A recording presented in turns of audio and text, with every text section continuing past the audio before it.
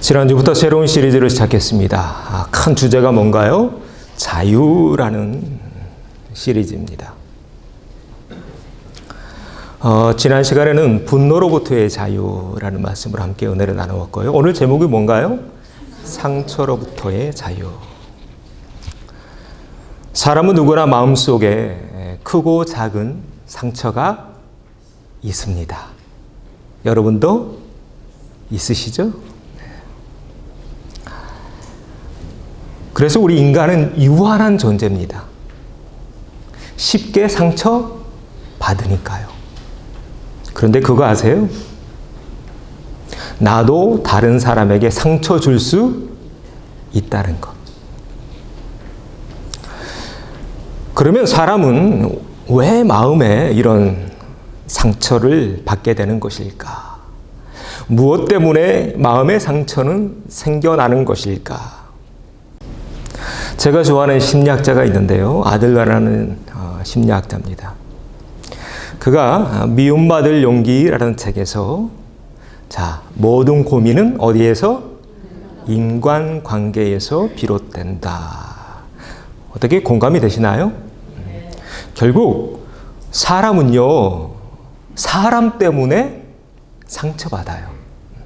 여러분, 강아지 때문에 상처받지 않죠? 고양이 때문에 마음에 시험 드신 분 계십니까? 없을 겁니다. 사람이 왜 상처받는가? 사람은 사람 때문에 상처를 받는다. 관계가 참 중요해요. 갓난 아기를 한번 상상해 보십시오. 여러분 다 아기 낳으셨죠? 갓난 아기 엄마랑 뱃속에서 같이 이제 살아가게 되는데 연결돼 있죠. 뭘로 연결되어 있나요? 탯줄로 연결되어 있습니다. 탯줄. 관계의 시작입니다. 그래서 아기들은요, 엄마 뱃속에서 나오면 있는 힘껏 목청을 높여서 웁니다. 왜 울까요? 엄마로부터 관계가 분리되었기 때문입니다.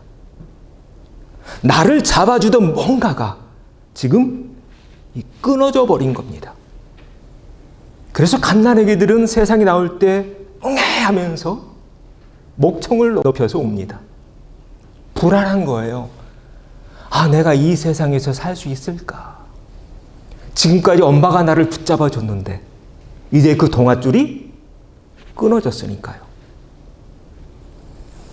이렇게 내 미래가 어떻게 될지 모른다는 불안한 감정, 우리의 행복을 빼앗아 갑니다. 그런 의미에서 우리 기독교인들은 행복하지 않을래야 행복하지 않을 수 없습니다. 왜인가요? 그렇게 끊어져 버렸던 모든 관계, 예수님이 저 십자가에서 다 연결시켜 주셨기 때문입니다. 그래서 십자가는 더하기죠. 하나님과 나와의 연결, 더하기. 그리고 옆에 있는 이웃과 이웃, 사람과 사람 사이를 다시 더하기, 연결시켜 주셨습니다. 이뿐만이 아닙니다. 내일에 대한 불안감도 예수님이 다 해소시켜 주셨죠. 그래서 예수님이 이렇게 말씀하십니다. 나를 믿는 자는 죽어도 살겠고 무릇 살아서 나를 믿는 자는 영원히 죽지 아니하리니 네가 이것을 믿느냐. 아멘. 믿으십니까? 네. 혹시 우리 가운데 내일이 불안한 분 없으시죠? 우리 권사님들 괜찮으시죠? 네. 불안하지 않으시죠? 네, 그렇습니다. 네. 예수님이 그 모든 것 다 해결해 주셨기 때문입니다. 우리 옆에 있는 분들과 이렇게 한번 인사하시죠. 당신은 행복한 사람입니다. 네. 이렇게 사람은 관계 속에서 행복이라는 감정을 맛보기도 하고 불행이라는 감정도 맛보기도 합니다. 그리고 나의 감정은요, 옆에 있는 사람들에게 그대로 전이 됩니다. 조금 단어가 어렵죠? 그대로 옮겨진다는 거예요. 하루는 아빠가 직장 상사에게 욕을 먹고 왔습니다. 막, 왜 그래? 네. 여러분 직장에서 혹시 이런 상사 있나요? 네. 기분이 아주 팍 상했어요. 지친 몸을 이끌고 집에 돌아왔는데 이제 아내가 밥상을 차려놨습니다. 그런데 반찬을 보니까 마음에 안 드는 거예요. 아내에게 소리 지릅니다. 아니 이게 뭐야? 아내는 최선을 다해서 준비를 했는데 남편이 자신을 인정해주지 않으니까 또 속상했어요. 화장실 가는 길에 거실에서 아들 녀석이 컴퓨터 게임하고 있습니다. 평평평평 하면서. 그 모습을 본 엄마가 어떻게 했을까요? 야 이놈아, 너는 맨날 게임만 하니? 아들이 그 말을 듣고 인상이 찌푸려졌습니다. 그냥 자기 방으로 들어가는 길에 강아지가 꼬리를 살랑살랑 흔들면서 쫓아오는 겁니다. 아들이 어떻게 했을까요? 뻥 차버렸답니다. 강아지 이제 열이 받았습니다. 아, 나 잘못한 거 없는데 왜 나를 차지? 네, 그 강아지 어떻게 했을까요? 네, 제가 전에도 한번 말씀드렸죠. 네, 한 대 얻어맞은 강아지. 어제 남편이 새로 산 구두 냄새가 좋았어요. 가죽 냄새가 나는 거예요. 그날 밤에 질근질근 간식 삼아 먹었답니다. 자, 감정은요, 전이 되어집니다. 옆 사람에게 그대로 옮겨간다는 거예요. 여러분, 그래서 가정의 분위기를 좋게 만들려면 가족 구성원 모두가 함께 노력해야 됩니다. 자, 뭐 해야 된다고요? 함께 노력해야 돼요. 그래야 좋아져요. 자, 인사 한번 다시 하시죠. 내가 노력할게요. 네. 서로가 노력해야 돼요. 자, 이게 오늘 주제입니다. 자, 그러면 어떻게 해야 될까? 어떻게 해야 부정적인 감정으로부터 나 자신을 지키고 나의 사랑하는 가족을 지킬 수 있을까? 자, 이제 소제목으로 들어가 보죠. 첫 번째, 같이 읽어보죠. 상처받았음을 감지해내고 시인하라. 페터 베마이어라는 연구팀이 한 가지 중요한 것을 발견해냈습니다. 이 상처받은 마음이 치유되어가는 과정을 발견해냈는데요. 이런 3단계 과정이 있다고 합니다. 자, 1단계가 뭔가요? 분노와 무력감을 느낀대요. 누군가의 말과 행동에 내가 다치면 내 마음속에 분노가 일어납니다. 그리고 동시에 무력감이 생긴대요. 그러면서 생각이 정지된대요. 이게 뭐지? 뭐 이런 느낌이요. 아, 이거 뭐지? 어떤 일이 나에게 닥쳤을 때 1시간 전후로 이런 감정들이 우리에게서 올라온다고 합니다. 두 번째 단계는 실망과 절망이라는 단계입니다. 1시간 뒤부터 일주일 사이에 내 마음속에 여러 가지 감정들이 뒤엉킵니다. 증오심도 나오고요. 또 버림받을까 봐 이러지도 못하고 저러지도 못하는 그런 시간들. 그래서 나에게 준 상처를 준 그 사람을 증오하거나 아니면 그때 내가 제대로 대응하지 못했다는 것에 대한 자괴감, 자기 비하, 자기 혐오. 아, 그때 내가 왜 가만히 있었지? 아, 그때 나도 똑같이 그냥 했어야 되는데. 이런 후회감, 이런 감정들이 몰려온다고 합니다. 자, 3단계는 뭔가요? 상처에서 벗어나 마음을 추스르는 단계. 이제 한 일주일쯤 지나면 그런 감정들이 다 가라앉게 되는데 그냥 가라앉지 않는데요. 남자들과 그 여자들이 그런 감정들을 풀어가는 방법들이 다른데 남성들은요 대부분 동굴 속으로 들어간대요. 그래서 물어봐도 잘 대답 안 합니다. 아, 여보 왜 그래? 그러면 그냥 인상만 찌푸리고 있죠. 그런데 여성들은 다르대요. 상처받으면 막 누군가 대화하면서 풀어요. 여러분 혹시 여러분 아내가 갑자기 말이 많아졌다 그러면 상처받은 겁니다. 네. 갑자기 뭐 친정 엄마 전화 계속 붙들고 있거나 네, 그럴 경우. 또 여성들은 뭔가 자신에게 변화를 주면서 지금 내 상태를 알리려고 한대요.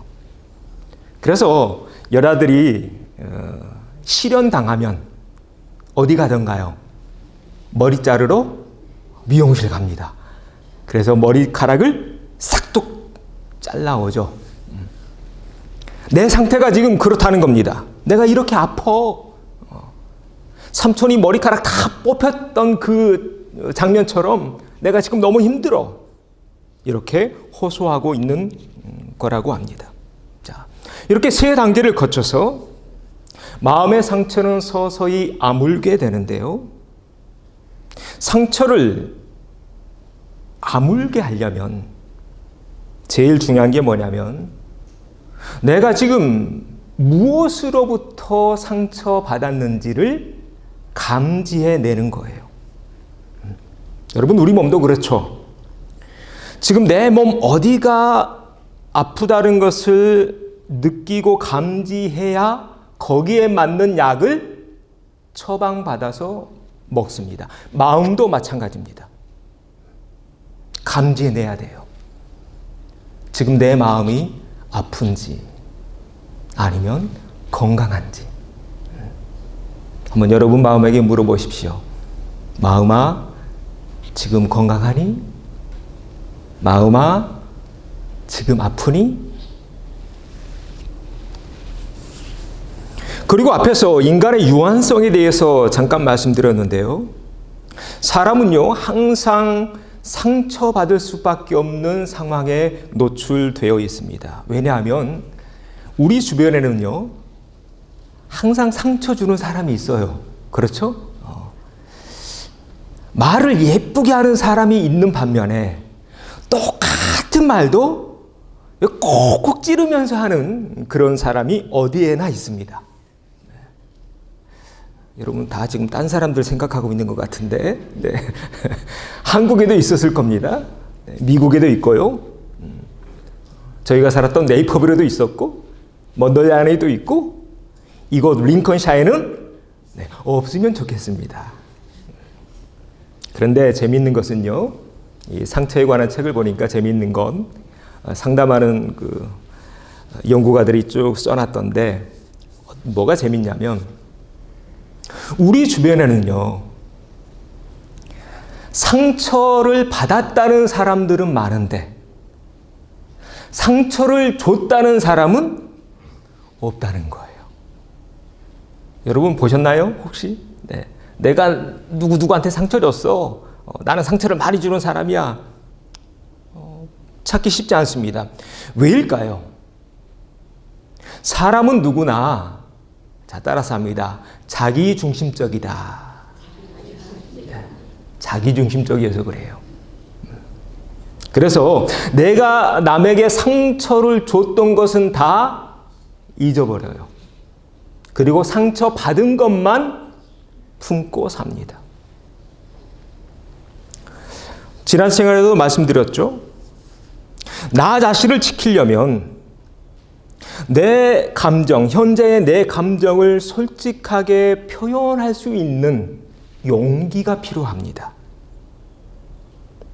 왜냐하면 말하지 않으면 모르니까 그렇습니다. 자, 한번 오늘 또 연습해 보겠습니다. 다 따라서 하셔야 됩니다. 자, 옆에 있는 분들 보시면서 이렇게 한번 인사하시죠. 당신이 그렇게 윽박지르면 내가 무시당하고 있는 것 같아. 내 기분이 안 좋아요. 네, 이렇게 표현하자는 거예요. 기분 안 좋다고 해서 그냥 나가버리거나 그러지 마시고, 당신이 그렇게 어떠한 그런 행동들이 나의 감정을 어떻게 만들어 갔는지를 얘기하자. 이게 나대화법이래요. 자, 무슨 대화법? 나대화법. 나에 대해서 설명해 주는 거예요. 나에 대해서 알려주고. 왜? 말하지 않으면 모르니까. 자, 다시 한번 또 이번에는 반대로 한번 이렇게 연습해 보죠. 당신이 내 말에 공감해 주니 내가 존중받고 있는 게 느껴져요. 네. 네. 옆에 있는 사람이 나에게 공감해지고 내 편이 되면 내 편이 있구나, 이런 안정감, 이런 안도감, 이런 존중감을 느낄 수 있습니다. 자, 그래서 마음의 상처는 반드시 이렇게 먼저 내가 감지해내고 표현하면서 그리고 시인하는 이런 단계가 필요합니다. 그런데 우리 한국 사람들 이게 잘 안 돼요. 왜냐하면 어릴 때부터 감정을 표출하면서 표현하면서 사는 훈련이 안 돼 있으니까. 그래서 남자는 울면 안 되는 거라고 그렇게 배웠잖아요. 아닙니다. 오늘부터라도 내가 내 감정을 솔직하게 나의 관점에서, 내가 아프면 아픈 거죠. 내가 아프면 아픈 거죠. 당신이 이렇게 하면 나는 아파, 나는 슬퍼, 나는 행복하지 않아, 이렇게 말하면서 살아야 된다. 그리고 또 한 가지 우리가 꼭 기억해야 될 게 있는데요. 여러분 마음에 여러분 받았던, 과거에 몇십 년 전에 받았던, 아니면 엊그저께 받았던 그 상처, 시간이 지난다고 해서 저절로 아물던가요? 그렇지 않습니다. 따라서 하죠. 상처는 저절로 아물지 않습니다. 저절로 아물지 않아요. 그래서 가끔 꿈에 나오잖아요. 한국에서 여러분 사셨던 꿈. 우리 남자들 꿈꿉니다. 저도 지금 꿈꿔요. 군대에서 그 얼차려 받았던 꿈. 네. 군대에서 맞았던 꿈. 꿈에 나와요. 제대한 지 30년 넘어가는데요. 마음의 상처는요, 시간이 지난다고 해서 저절로 사라지지 않습니다. 여러분 교통사고 당해 보셨나요? 네, 다들 운전하시니까 한두 번은 당해 보셨을 겁니다. 겉모습은 멀쩡해도 반드시 병원에 가야 합니다. 왜 가야 할까요? 속이 망가져요. 그 충격으로. 마음과 마음이 충돌했을 때도 마찬가지라고 합니다. 절대로 저절로 고쳐지지 않습니다. 오히려 더 깊이 골마갈 뿐입니다. 지금 내 마음이 왜 아픈지, 과거의 어떤 사건이 아직까지 나를 아프게 하는지, 무엇이, 어떤 말들이 나를 힘들게 하는지를 감지해내야 합니다. 그리고 아프면 아프다고 말해야 합니다. 시인해야 된다는 거예요, 입으로. 그래야 고쳐집니다. 이것이 마음에 있는, 아직 남아있는 그런 상처들을 고쳐가는, 치유해가는 첫 번째 단계입니다. 자, 우리 옆에 있는 분들과 이렇게 인사하며 다음으로 넘어가죠. 덮어두면 병됩니다. 말하면서 삽시다. 풀어내야 합니다. 자, 두 번째로 넘어갑니다. 같이 읽죠. 나의 잘못과 너의 잘못을 분리하라.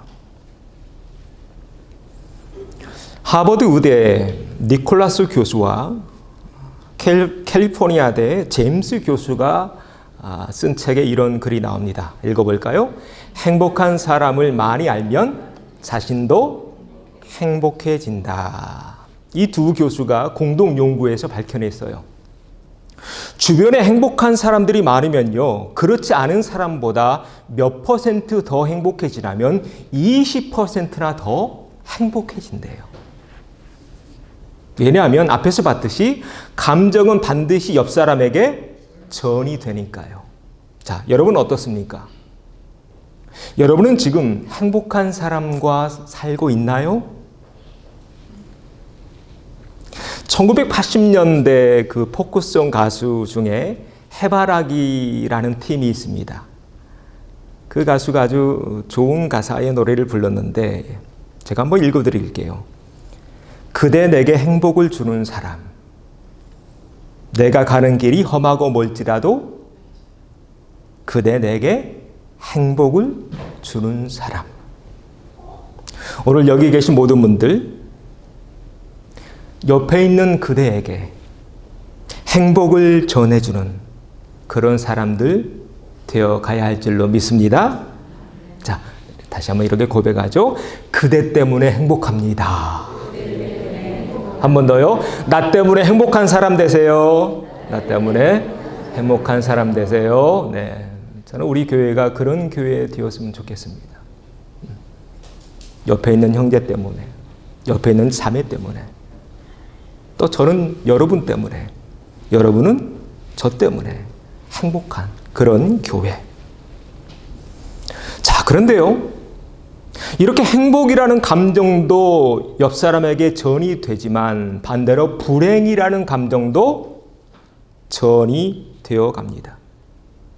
그런데 이 연구에 의하면 행복이라는 감정이 전이 되는 속도보다 불행이라는 감정이 전이 되어가는 속도가 2배 더 빠르대요.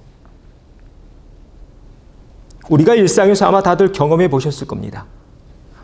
우리 한국 사람들 사과도 좋아하고 귤도 좋아하죠. 박스가 있어요. 그런데 사과가 하나 썩었네요. 어떻게 되던가요? 조금 지나면 다 썩어요. 귤은 더 빨라요. 귤 하나 썩어 있으면 좀 지나면 박스 전체가 다 썩습니다. 어떻게 해야 할까요? 빨리 쏟아내야 합니다. 분리시켜야 돼요. 그래서 앞에서 소개한 책에 이런 대목이 나옵니다. 제가 자주 인용하죠. 읽어보죠. 타인의 과제를 분리하라. 빨리 분리해야 돼요. 그래야 그 안 좋은 기운들, 안 좋은 감정들이 나에게 전이 되지 않아요. 무슨 말이냐면 타인의 감정이나 느낌이 나를 삼키지 못하도록 나 자신을 보호해 가야 된다는 겁니다. 분리시켜야 된다는 거예요. 타인의 인생까지 책임지려고 하지는 말라는 겁니다. 쉽게 설명해 보겠습니다.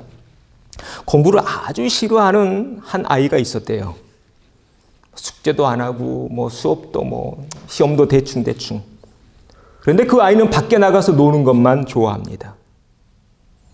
이때 부모들은 아이들을 다그칩니다. 내 이 녀석, 너 젊은 나이에 지금 얼마나 중요한 때인데.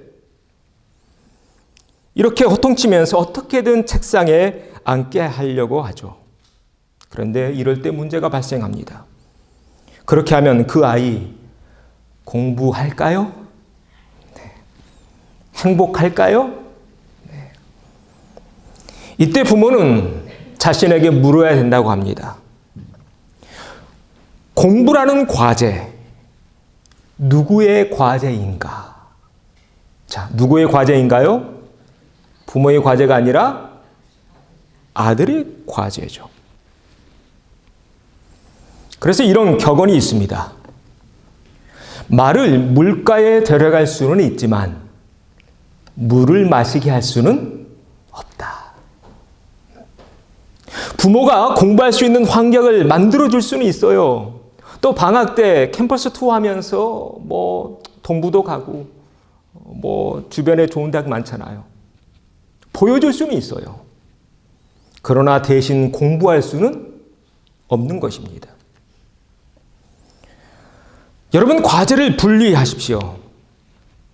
그러면 내 삶이 이전보다 훨씬 가벼워질 겁니다.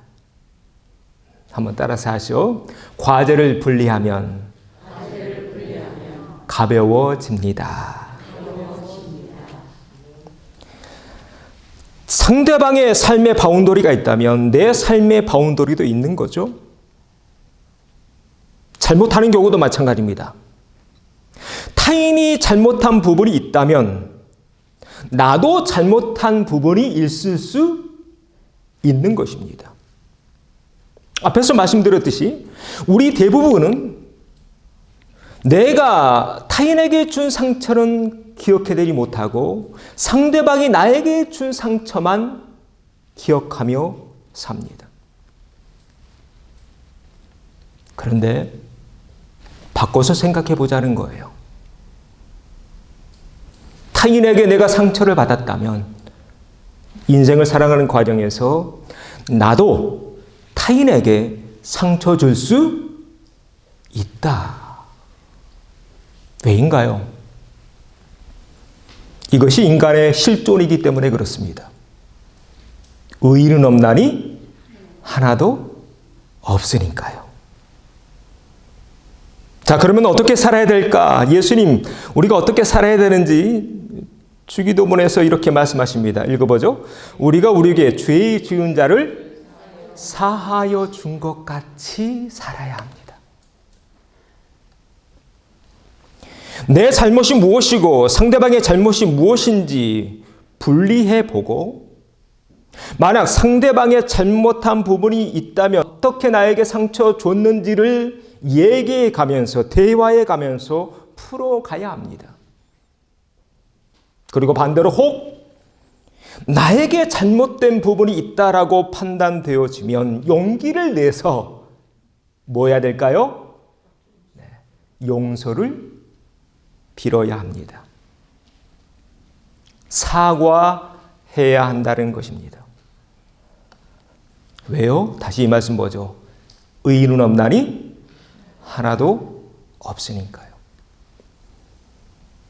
우리 중에 그 누구도 완벽하지 않습니다. 저도 마찬가지고 여러분도 마찬가지입니다. 우리 중 그 누구도 완벽한 부모 없습니다. 의인은 없나니 하나도 없으니까요.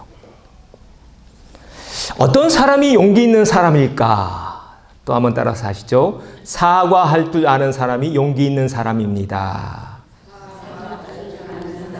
용기 있는 사람입니다. 자, 이 시간 또 연습하겠습니다. 용기를 내서 옆 사람에게 이렇게 한번 연습해 보죠. 혹 나 때문에 상처받은 적 있다면 용서해 주세요. 한 번 더요. 내가 잘못했습니다. 네. 네. 오늘 참 교회 잘 나왔죠? 네. 조금 풀려가고 있나요? 네. 네. 네. 감사합니다. 가끔 이렇게 용기 있는 분이 있어서 좋습니다. 네. 이렇게 대화해 가면서 얽히고 설킨 것을 풀어가야 합니다. 혹 이 자리에 여러분 남편이 없다면 집에 가서 꼭 실천해 보십시오. 자녀들에게도 기회가 되면 꼭 실천해 보십시오. 자, 그런데요. 인생이라는 게 노력하고 애써도 안 될 때 있습니다. 어떻게 해야 될까? 마지막 세 번째 읽어보죠. 답을 내 안에서만 찾으려고 하지 말라. 다윗과 골리앗 이야기 잘 아실 겁니다. 당시 이스라엘 군대 안에는 이 골리앗을 이길 만한 사람이 없었어요. 그래서 밖에서 날마다 골리앗이 고래고래 소리 지르죠. 야, 나와봐. 아무도 나오지 않습니다. 이 골리앗의 문제 풀 수 있는 사람이 이스라엘 군대 진영 안에는 없었다는 겁니다. 그런데 한 사람이 풉니다. 누가 푸나요? 밖에서 온 형들의 간식을 가져온 누구? 다윗이 풉니다. 여러분, 여기서 삶의 지혜를 배웁니다. 모든 문제 내 힘으로만 풀 수 없을 때가 있어요. 그럴 때는 이렇게 풀어야 된다는 것입니다. 그리고 이것이 심리학과 신학의 차이이기도 합니다. 심리학 제가 참 좋아하는데요. 심리학이나 또 신학이나 둘 다 공이 인간의 내면에 대해서 깊이 숙고합니다. 그런데 다른 점이 있어요. 심리학은요, 인간 안에만 머물러요. 인간 안에서만 풀려고 해요. 그러나 신학은 그렇지 않습니다. 인간 안에서 풀지 못한 그 문제들 누구에게 맡기나요? 네, 하나님께 맡깁니다. 이것이 신학의 영역이고 신앙의 영역인 것입니다. 이 골리앗과 다윗을 보십시오. 골리앗은요, 지금 그 모든 문제를 내가 가지고 있는 힘, 내가 차고 있는 칼, 내가 들고 있는 방패, 내가 가지고 있는 창, 내 안에 있는 무기들을 가지고 이스라엘과 싸워서 이기려고 했어요. 이게 골리앗이죠. 그런데 누가 이겼나요? 골리앗인가요? 다윗인가요? 다윗이 이깁니다. 다윗은 어떻게 이길 수 있었을까요? 다윗은 칼도 없습니다. 방패도 없습니다. 창도 없습니다. 투구도 없습니다. 그런데도 다윗은 이깁니다. 읽어보죠. 너는 칼과 창과 단창으로 내게 나아오거니와 나는 만군의 여호와의 이름 곧 네가 모욕하는 이스라엘 군대의 하나님의 이름으로 내게 가노라. 다윗은 칼도 없고 창도 없었어요. 그런데 다윗이 끌어오르고 있는 게 있어요. 누구의 힘? 만군의 여호와의 이름의 힘. 여러분, 이것이 신앙의 세계입니다. 이것이 믿음의 세계입니다.